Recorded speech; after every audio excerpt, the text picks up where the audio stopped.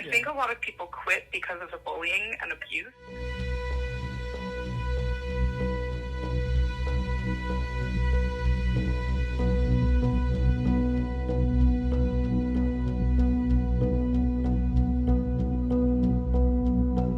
I wasn't there for very long. I was there for a few months. Okay. I was brought on because the woman that they hired into the role initially also immediately left and quit. And I had interviewed, they had chosen her. She worked there for 6 weeks and quit. And then they called me back like, hey, we went with someone else, but she left. So what do you think?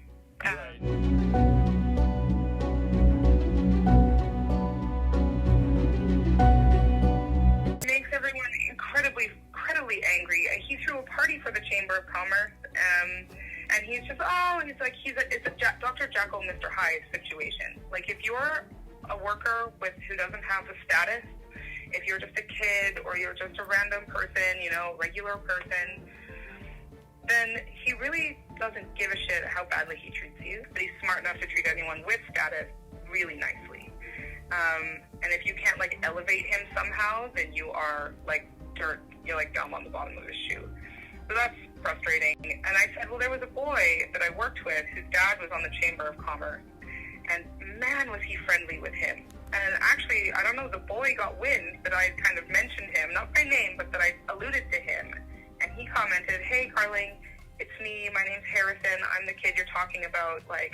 Yes, I was one of his favorites, but I still had to work in a toxic environment and watch him belittle and degrade everyone else, and it was horrible to see, and it was disgusting. So even people who are there are people who sort of fall on the side of favor with him because of the connections they have.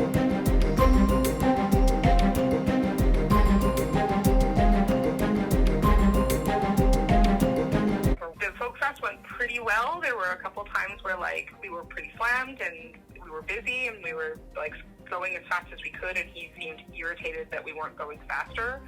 But we were all working really hard, and so he was pissy about that. And then by the end of the weekend, he was drunk. He had already been rude to me the night before he was rude to me the night before. And then on the last night when we were waiting for there was another truck we had to coordinate with, and the festival organizers were going to radio us, and I had the radio, and I was kind of waiting to see what was going on. I didn't want to dismiss everyone until I knew that we could do it all. He walked by, and that's when he just laid into me. I remember having to go behind a tree, and I cried. But he leaned into my personal space and verbally abused me.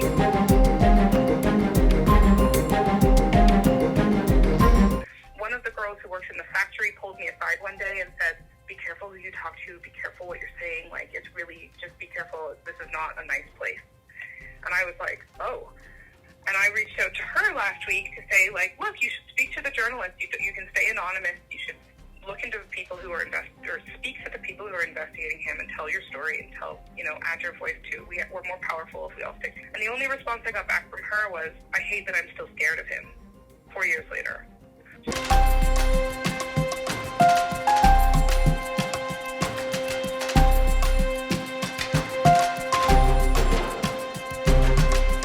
It's awful. After I left, I wasn't doing very well.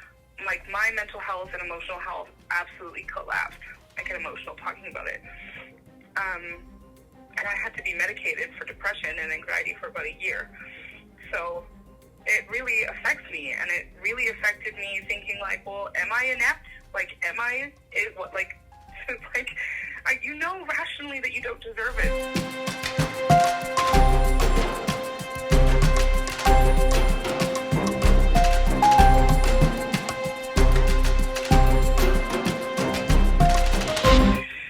So I never signed anything. He didn't have any systematic way to onboard anyone.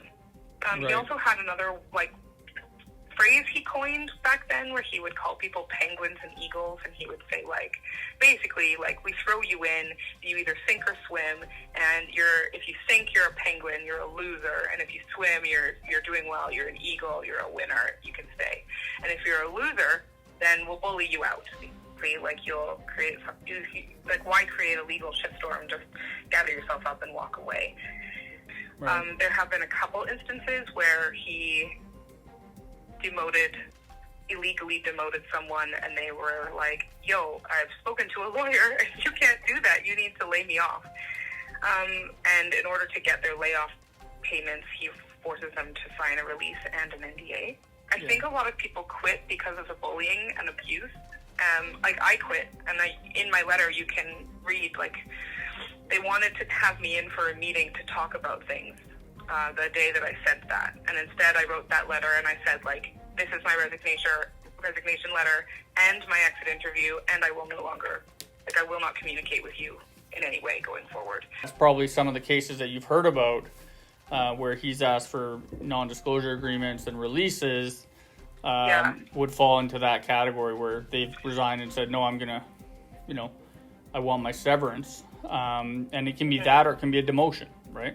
So I've looked into it. I kind of went on the Alberta Human Rights Commission because I wanted to see if it was possible to file with them, and they said the criteria, it has to have happened within a year of when you want to file with them. And I don't know that I was discriminated against because of a mental illness, but I can directly trace my mental illness back to the belittling.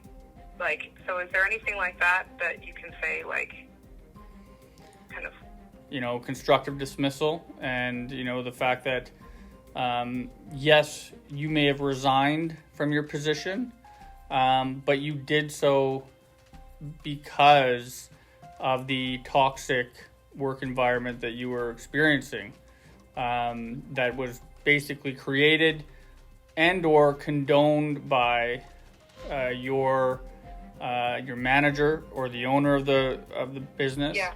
I mean, you just didn't have a choice. It was literally experience what you're experiencing.